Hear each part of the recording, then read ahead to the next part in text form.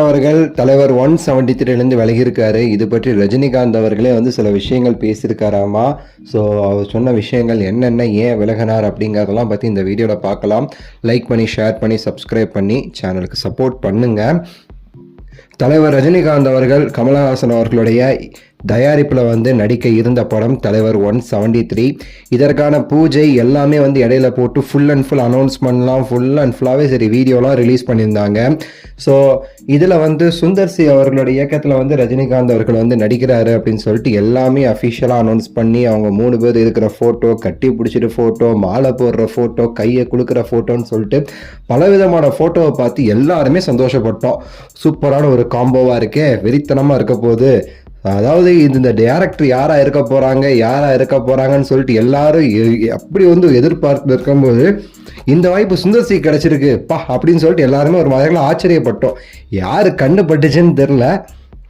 Sundar C நான் இதுலேருந்து விலகுறேன்னு சொல்லிட்டு அஃபிஷியலாக அனௌன்ஸ் பண்ணார்.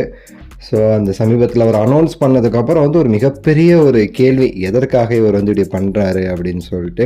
இதை பற்றி ரஜினிகாந்த் அவர்களுமே சில விஷயங்கள் பேசியிருக்கிறதா சில வதந்திகள் சுற்றிக்கிட்டு இருக்கு.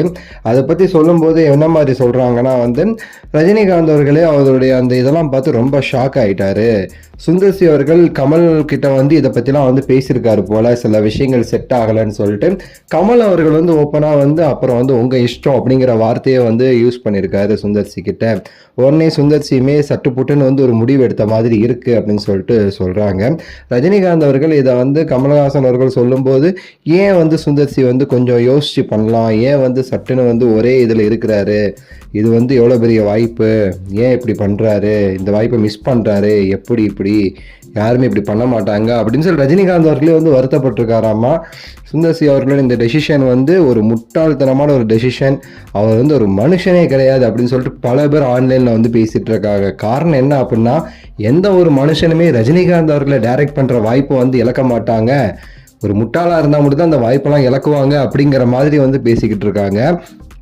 பட் அது என்ன காரணம், ஏது காரணங்கிறத ரஜினிகாந்த் அவர்களே போட்டு உடைப்பார் சில நாட்களில் அப்படின்னு எதிர்பார்க்குறேன். பார்ப்போம்.